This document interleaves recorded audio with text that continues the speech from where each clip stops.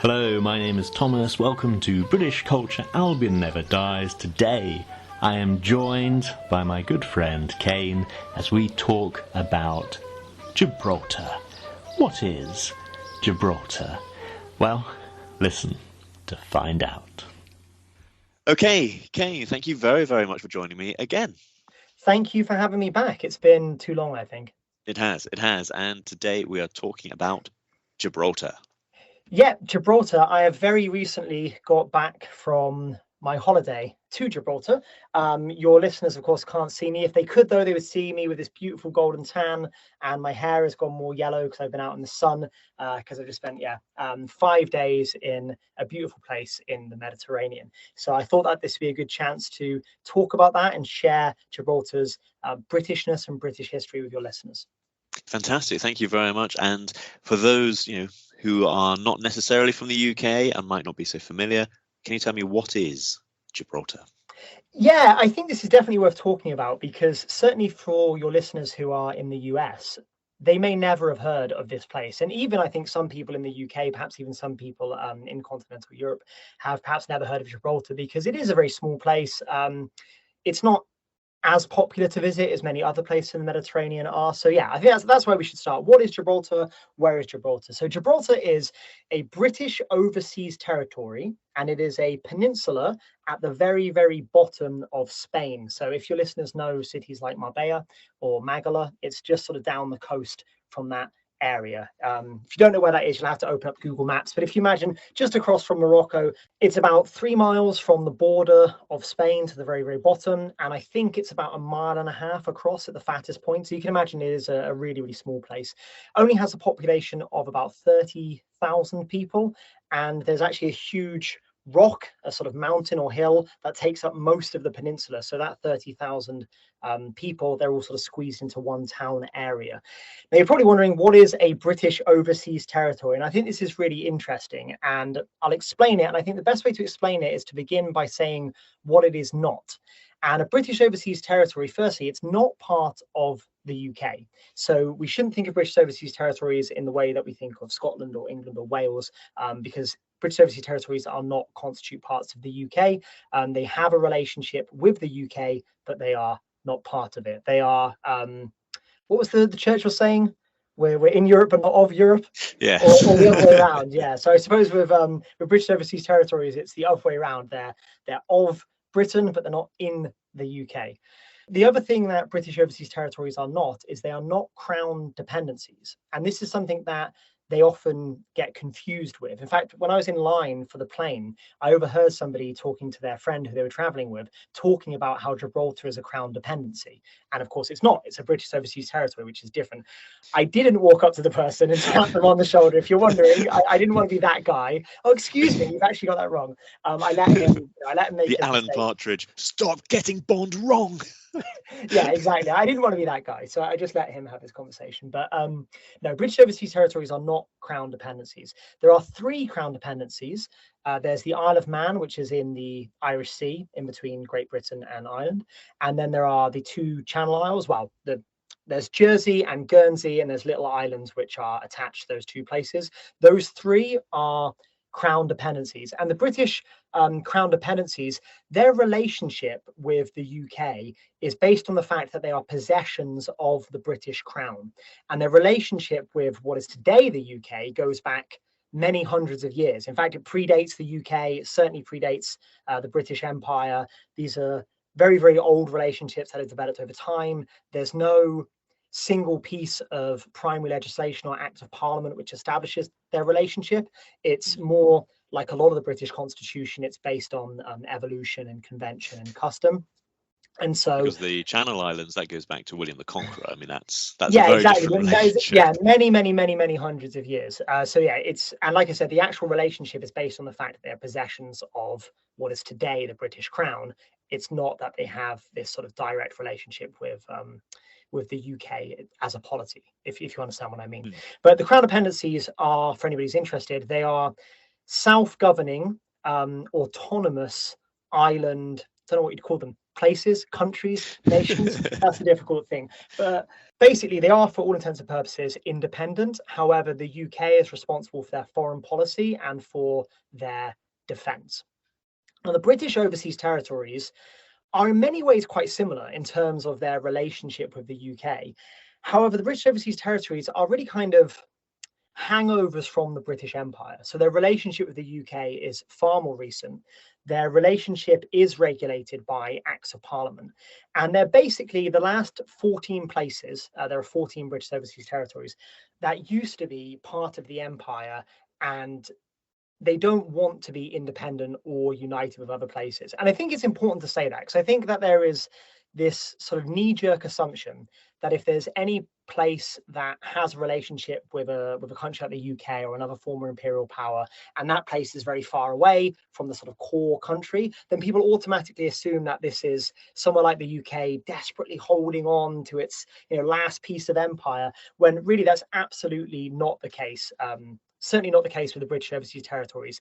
In fact, although I can't know this, of course, but I'd be willing to bet that most of people in the British government would be happy to see the back of the British Overseas Territories. I don't tried to get rid of a few of them, and they've refused. Yeah, exactly. Yeah, we've had referendums in a number of the British Overseas Territories, and every time there's been a referendum, the people in those places have voted overwhelmingly in favour of remaining British Overseas Territories and not becoming independent. The only times when referendums haven't been done in these places are where it's just there's no desire or it's not feasible. So yeah, these are places that they are hangovers from the British Empire. However, they are not places that the UK is desperately clinging on to. As I said, it's actually kind of quite the opposite. It's that these places very much want to remain British Overseas Territories.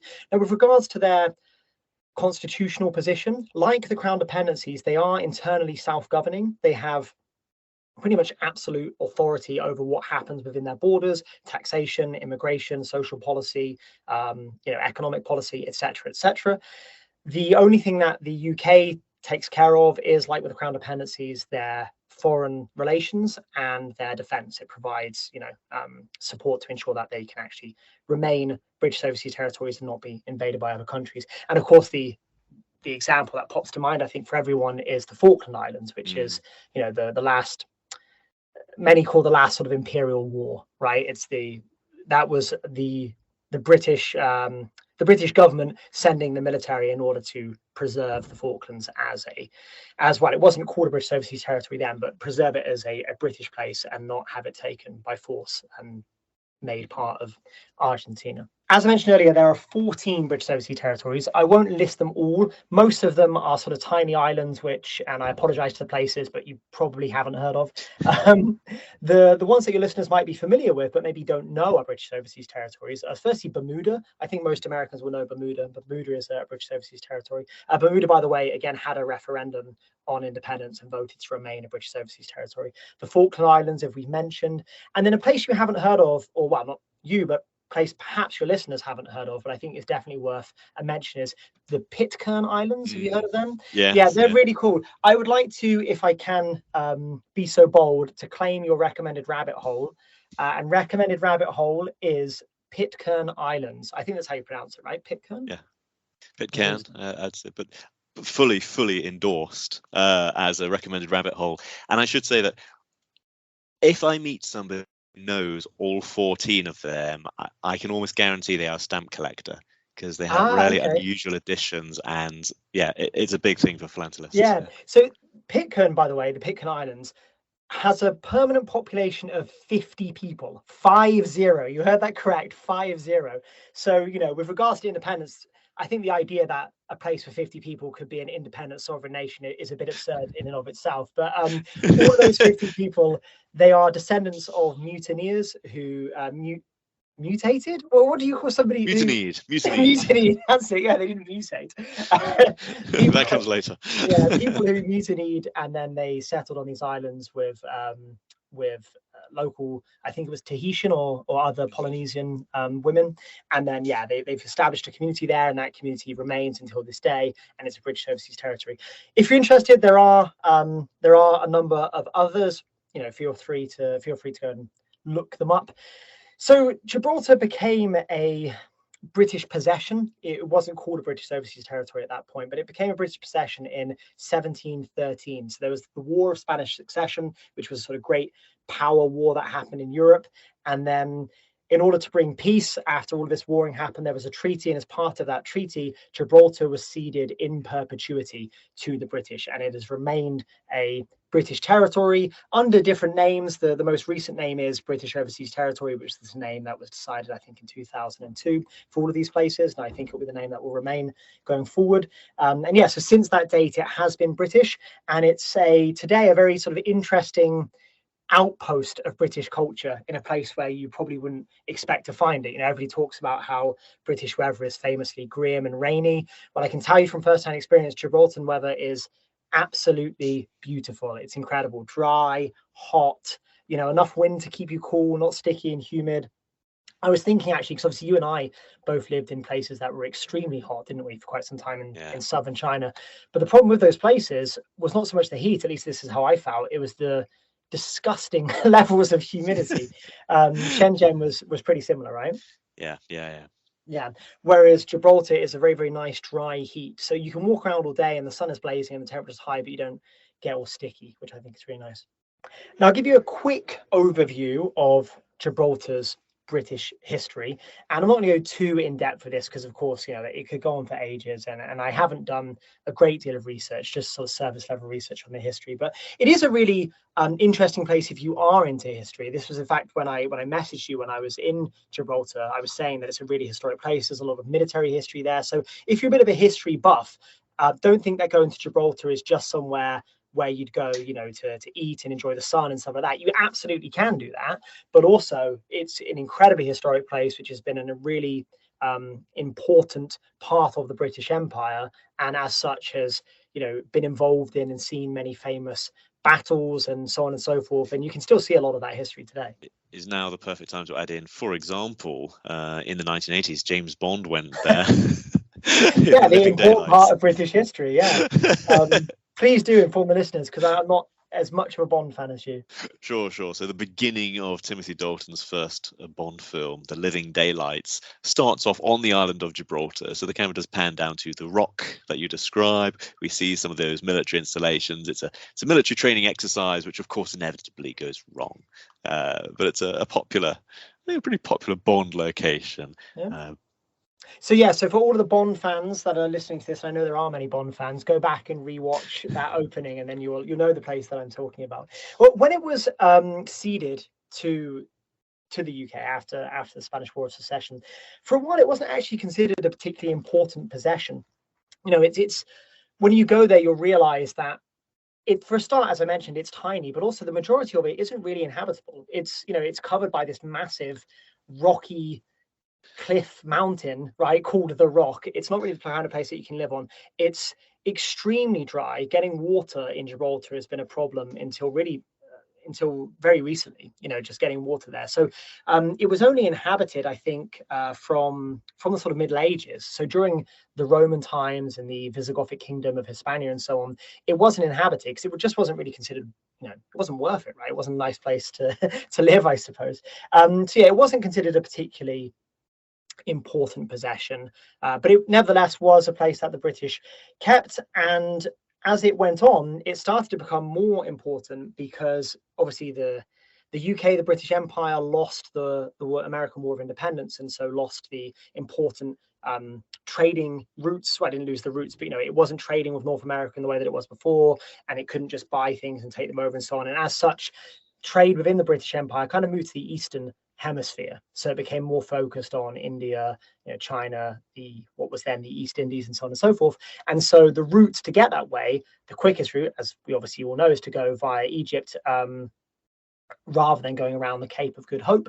And as a result, Gibraltar became very important because not only was it a British port where ships could stop off at, it was important because it allowed the UK and the British administration to keep this route secure and ensure that British boats could go through and that they weren't going to risk like attacks by pirates and all those kind of exciting things that happen on the high seas.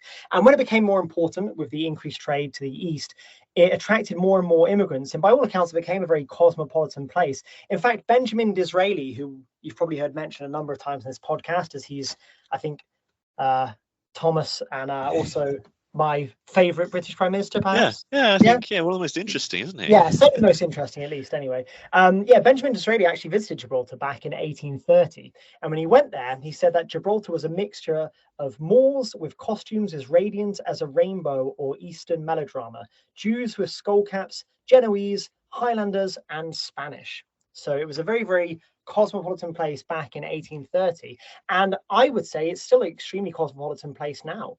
Of course, you have the local Gibraltarians who make up the majority of the population, but you also have a great deal of Spanish workers who come across every day across the border. Then you have British expats living there.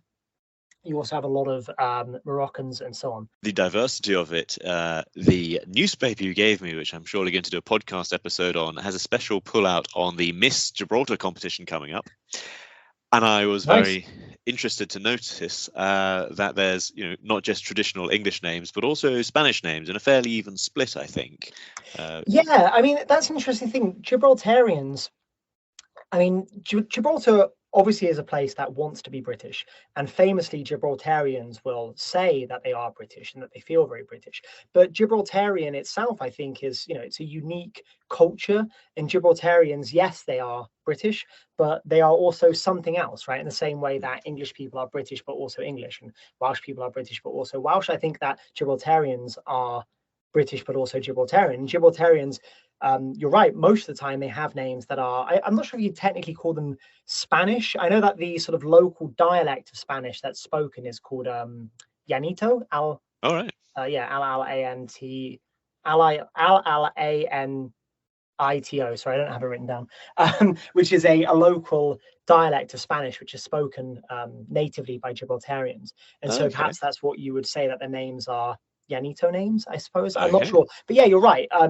You will see less names like Smith and Jones and, more names that are Spanish or Spanish sounding, however you might describe it. But yeah, it's definitely a very cosmopolitan place to this day. And it's interesting that it seems to have been a cosmopolitan place throughout most of its history. And I suppose that's a result of just where it is, right? It's, at the very bottom of Spain, across from Morocco. It obviously is an important port, so people are always calling in there. And then it became this important part of the British Empire, an important trading hub, and so on and so forth. An interesting thing about that is that one of those two pinch points of the Mediterranean? So you've got Gibraltar guarding one side and Cyprus guarding the other. Yeah, exactly. It became very strategically important as soon as it became important to get boats, in and out of the Mediterranean, all those trade routes and so on and so forth. It became really important. So if you can control Gibraltar and the Gibraltar Straits, you basically control access to the rest of the Mediterranean, right? So the newspaper, listeners, just to let you know, I picked up a copy of the Gibraltar Chronicle, which is Gibraltar's oldest newspaper, and I think one of only 2 or 3 newspapers it still has. And I sent a copy to Thomas because I know that he likes to do his local news episodes, so I thought that he'd like it. I love them, and it cost £1 Gibraltar pound. So sorry if I'm introducing this too early, but it did. We will go on to that. But yes, Gibraltar has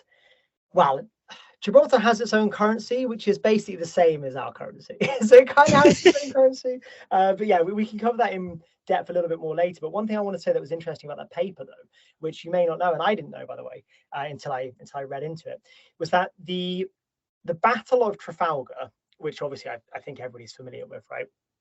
The Gibraltar Chronicle was the first newspaper in the world to announce the victory at Trafalgar, because a very beaten up HMS Victory actually stopped in Gibraltar on its way back to Britain, and therefore the news spread and so on and so forth, and it was the first paper to report it 2 weeks before the Times, what was then the Times of London, which obviously was the one that announced it and let the world know. But yeah, so the Gibraltar Chronicle holds that claim to fame for being the first newspaper to announce the great victory at the Battle of Trafalgar, which I thought was really interesting, right? Yeah, that is really, really interesting. Yeah. And so obviously, as was alluded to in what I just said, it's become an important naval base, or it was an important naval base, less so these days. And it did see a lot of interesting action, particularly with the Napoleonic Wars and the Battle of Trafalgar, but also in World War II, it again became a very important base. Originally, the entirety of the population, civilian population, was actually evacuated from Gibraltar so that the British military could take it over and just have it as a military base. And it was bombed directly. It was actually bombed in World War II by the French Vichy government, not actually directly by the Nazis. And what happened during World War II was the creation of all these tunnels, which is now one of the most famous tourist sites in Gibraltar. So about 35 miles of tunnels were dug into the rock, which were used, for various things like, bomb shelters and moving stuff around without having to worry about planes bombing you and so on and so forth. But they're really interesting. They're still there today, and you can go and see them. You can get into them. And, at parts of Gibraltar, you can just see them in the side of the cliff. Like if you go down to Europa Point, which is at the very bottom of the island, you can look up to the rock and see like entrances to the tunnels. So that's pretty cool. After the Second World War, of course, peace in Europe, great. As a result, it's become a much less important military base. The British government does still maintain a military presence there. The airport of Gibraltar is actually technically still RAF Gibraltar. It's actually an RAF base as well as being a commercial airport. Although to us, I didn't see any RAF planes when I was there. And from what I've read, there's no permanent, what do you call it? Not population. There's no permanent basing of planes in Gibraltar anymore. So if you're lucky, you might see an RAF plane fly out in and out every now and again. Not to reveal too much of our personal correspondence, but when you landed, you sent me a picture of the rock, and from where you were, it matched the shot from The Living Daylights exactly. Nice. Okay, that's cool. Yeah, that wasn't intentional, by the way. Yeah, the Gibraltar Airport as well is quite famous for being, firstly, one of the most beautiful airports to come into. You can watch videos of it in YouTube. Obviously, I was lucky enough to be able to do it firsthand. It is really awesome. You fly around the peninsula, you get really close to the rock. Absolutely amazing views. I've got some photos. Maybe I'll send you a photo, and if you like, you can post it on your Instagram. But yeah, the Gibraltar Airport is still an RAF base, although, as I said, I don't think you'll see many planes going in and out of that place. There's also a naval presence there, I think, as well, but it's mostly sort of general security rather than, you don't see aircraft carriers and stuff. And there are other service personnel. When I was in the airport, in the airports, you often hear like, last call for Mrs. Jones, blah, blah, blah. There was a few calls for Serviceman Smith and Serviceman this and that. So obviously there are still, British Army people based in Gibraltar, but it's not an important military base in the way that it once was. Okay, thank you very much. Yeah. And I thought, seeing as we're talking about the history of Gibraltar, we're probably going to have to cover the contested status of Gibraltar. And I say contested, but it's contested by Spain. Basically, Spain believes that Gibraltar isn't British. They don't think the claim to British sovereignty over Gibraltar is legitimate. And of course, they recognize it pragmatically. They understand that it is now, not Spanish at the moment, but they don't think that it's legitimate, and they think that it should be Spanish. And I wanted to have a look in this because I thought if we didn't talk about it, it would seem like I'm intentionally avoiding it or something. And that's certainly not the case. It's just, I don't think it is actually a huge issue. It's not something in the Gibraltar Chronicle, it doesn't seem to come up very much. I did read a couple of copies of it whilst I was there, and it wasn't like I saw any posters in Gibraltar, for or against this position. But nevertheless, I think it's worth covering because, like I said, if I don't, people think I'm intentionally ignoring it. Now, to lay my cards on the table, I think that Gibraltar, well, not only do I know Gibraltar is a British overseas territory, I think it is rightly so, and I think it should remain so for at least as long as the Gibraltarian people want it to. Now, your listeners are probably thinking, well, yeah, Caine's obviously going to say that, isn't he? Because he's British and so on. But whilst I am British, and of course everybody has their own biases and so on, I'm not so British that I'm just going to go around claiming everything as part of the UK or anything like that, And I did actually try and do a bit of a shallow dive on this issue and examine all of the arguments I could find for and against. And I really did. Of course, like I said, everybody's got their own biases and stuff, and I'm not free from that, just like nobody is. But I did try to be as objective as possible and really examine all of the arguments. And despite having done that and tried to stay objective, I do think that the evidence and the arguments are weighted in favor of the status quo.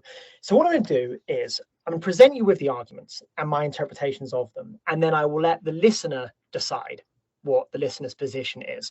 As far as I can tell, and this is based entirely on my own research, there's no sort of, well, I'm sure there are books about this, but there's no single book that I've read or anything. So this position is in this way of interpreting is my creation, right?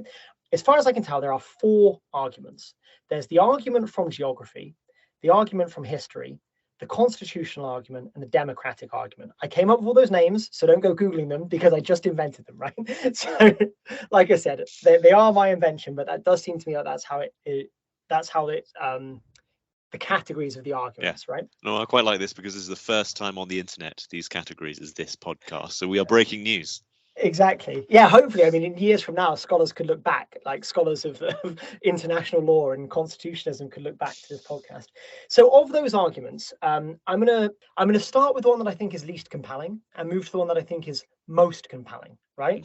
Either for or against, just whichever arguments I think are the strongest. So the least compelling argument for or against, I think, is the argument from geography. The argument from geography basically goes that Gibraltar is very far away from the UK. It is physically attached to Spain, ergo it should be Spanish. I think that's just a very, very weak argument. For example, Alaska is very, very far away from the rest of the US. It's physically attached to Canada, but I don't think anybody is seriously suggesting that Alaska should be part of Canada, right? Yeah. And it's also worth pointing out that Spain actually has a number of overseas territories. They're not called overseas territories, but they're essentially overseas territories. Some of them are very far away from Spain, like the Canary Islands, for example, and some of them are physically attached to Morocco. And yes. Yeah, Spain absolutely does not consider those places to be anything other than Spanish territory, despite the fact they're far away from Spain and attached to other countries. So yeah, the argument from geography, I just don't think holds any water and isn't really worth serious consideration. But it does lean into the argument there's no such thing as Wales. It's geographically. Okay. Yeah, it's geographically part of the UK, but who knows?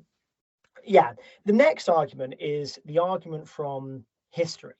And this argument basically goes that for a long time, Gibraltar was Spanish. It was Spanish before it was British.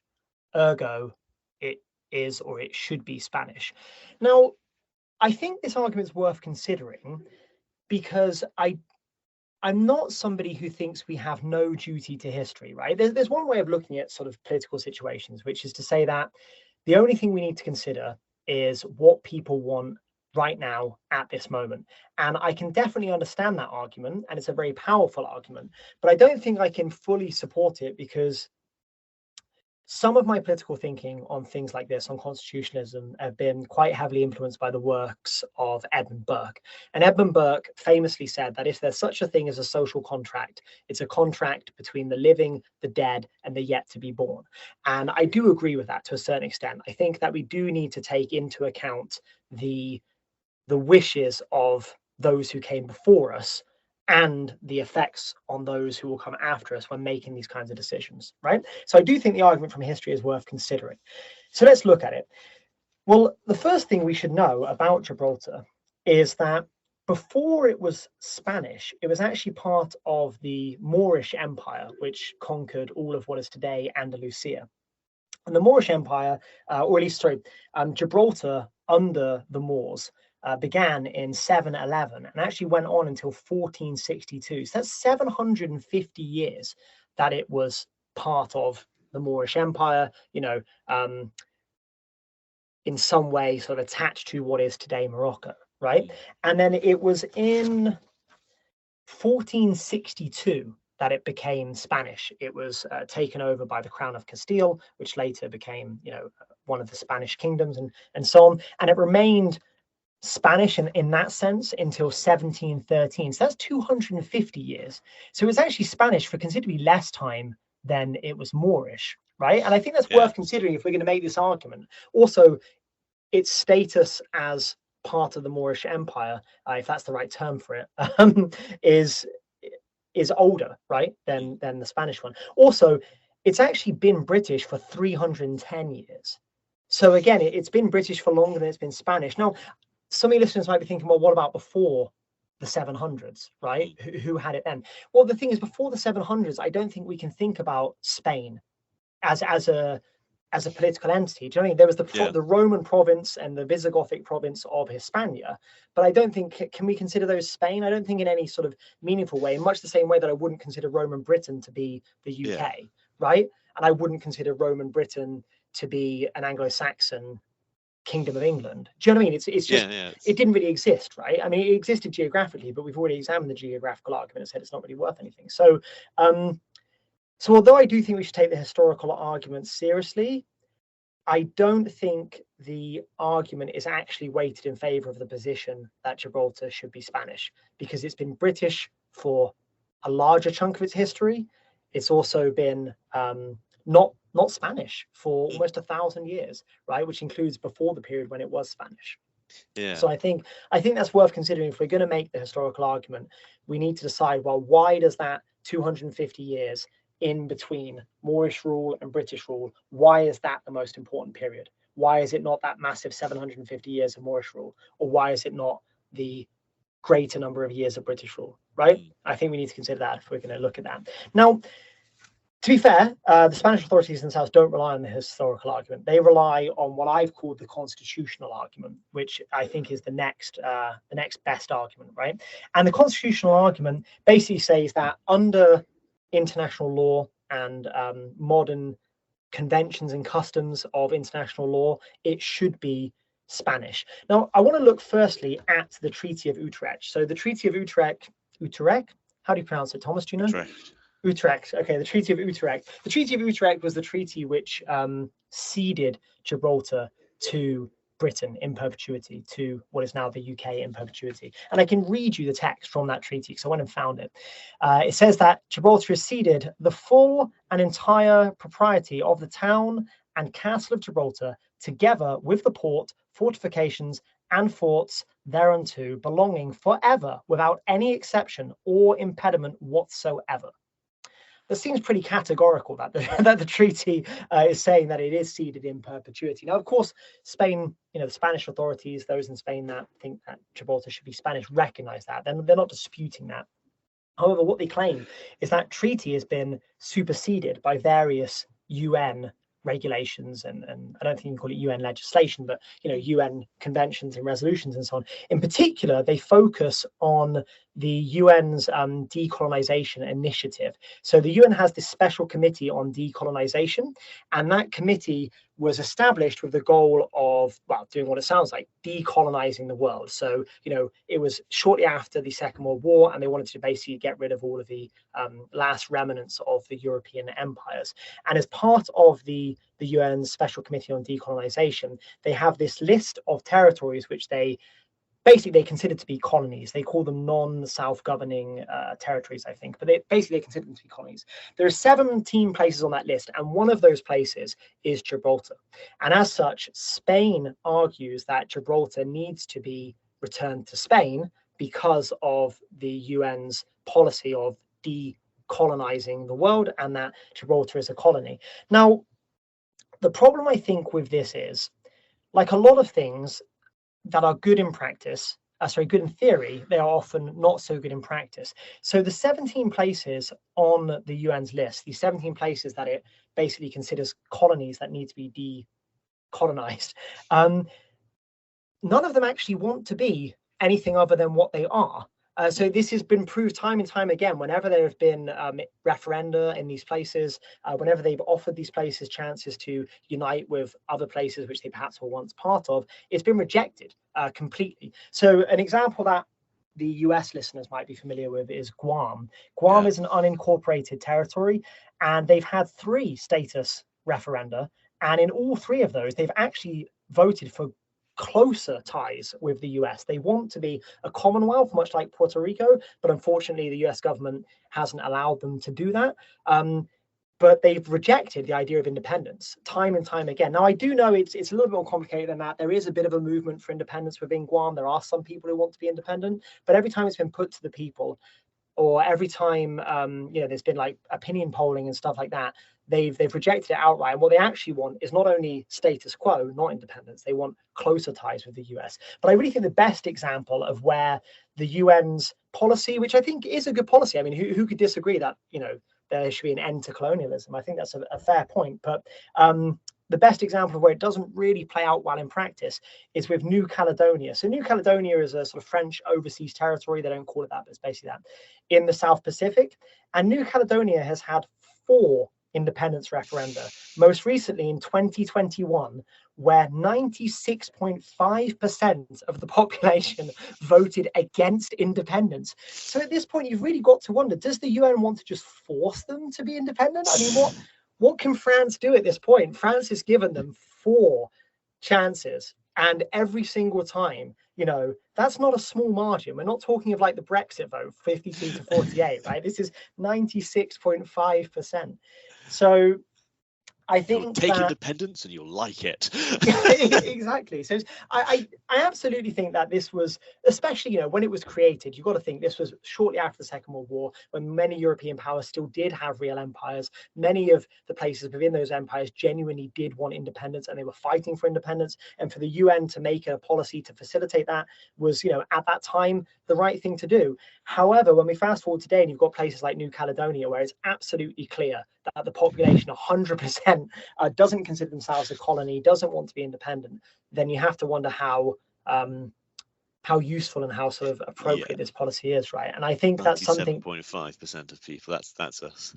Yeah, it's pretty substantial, right? And the Gibraltarians themselves don't actually consider themselves a colony, right? And they counter the Spanish claims. The Spanish claim that they are following United Nations regulations and conventions. The Gibraltarians themselves counter that by invoking Article 1 of the UN Charter, which says that all people have the right to self-determination. And Gibraltarians themselves, they don't see themselves as a colony, and they don't want to be Spanish. In fact, they've had a couple of referenda where they voted against being made to be Spanish, right? And now Spain, to try and make this argument balanced, Spain themselves actually counters that argument.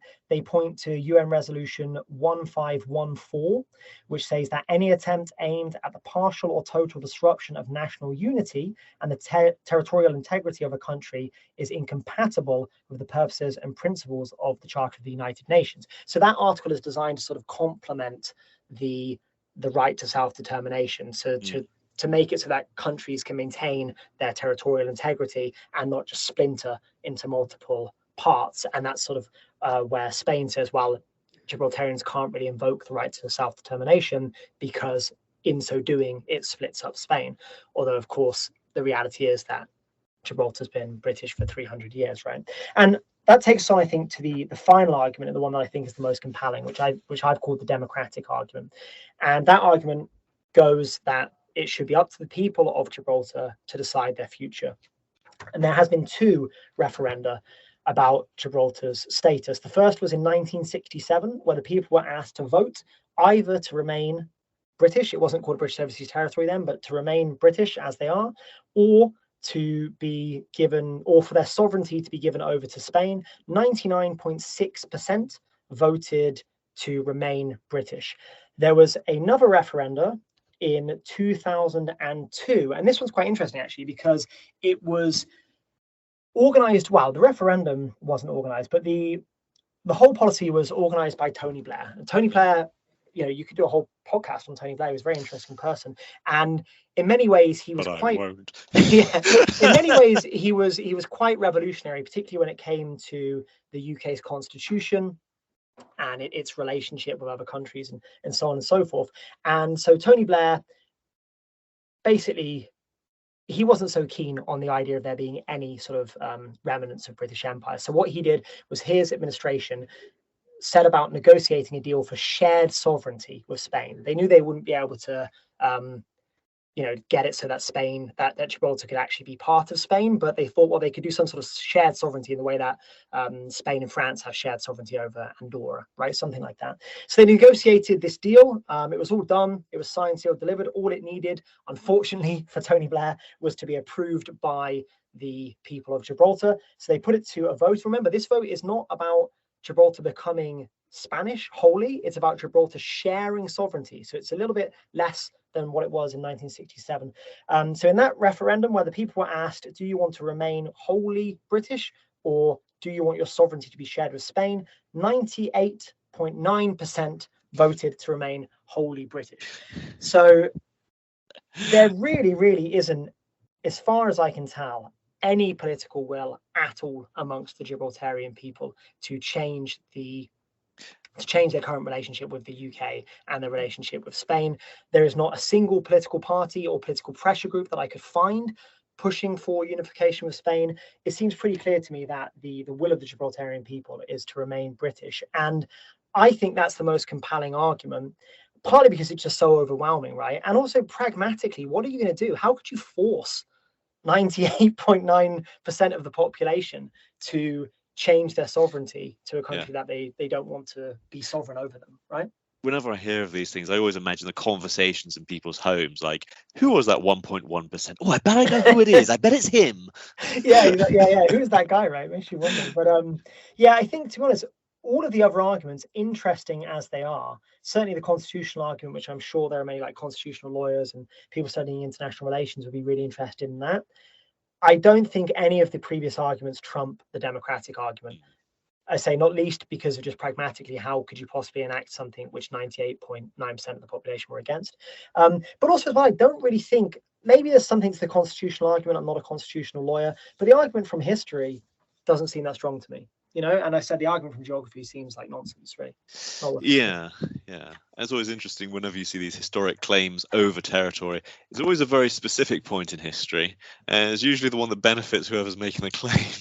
Yeah, exactly. And with the constitutional argument, what I find a bit odd is that the UN doesn't consider Spain's territories in Morocco to be colonies that are in need of decolonization. I'm not sure why. I'm not saying they should be.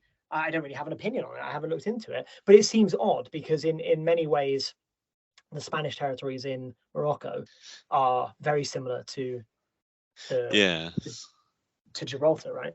Yeah, a friend of mine suggested facetiously that we should just suggest swapping Gibraltar for the two Spanish territories in Morocco, and yeah, why not, right? Sure, make everyone equally unhappy.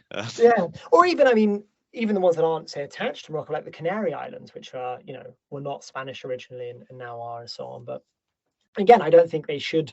I don't have an opinion. I haven't looked into it, but it does seem odd that the UN absolutely refuses to take Gibraltar off its list of places that need decolonizing, yet it doesn't want to include other places which would seem, they are remnants of the Spanish Empire. They are physically attached to another country, right? Another country has a claim over them, but who knows? Anyway, let's move on to something a little bit less heavy, because, as I said, this was all inspired by a recent holiday I took, and I didn't actually spend my holiday in the library reading about all this kind of stuff. Although if you do go to Gibraltar, there is an awesome library. It's called the Garrison Library, and it's a functioning library, but it's also a really historic place where you can see some really nice old books, and you can kind of imagine old British officers studying there and take some nice photos and stuff. So if you did want to read all about this, you could go to the Garrison Library in Gibraltar, but that's not what I did. I did visit once, but I didn't spend my time reading about constitutional law and so on. And I shall end the podcast here with the promise of more to come, with my friend Caine coming up next week on British Culture Albion Never Dies. Thank you so much to Caine for sharing all his research, and thank you for listening.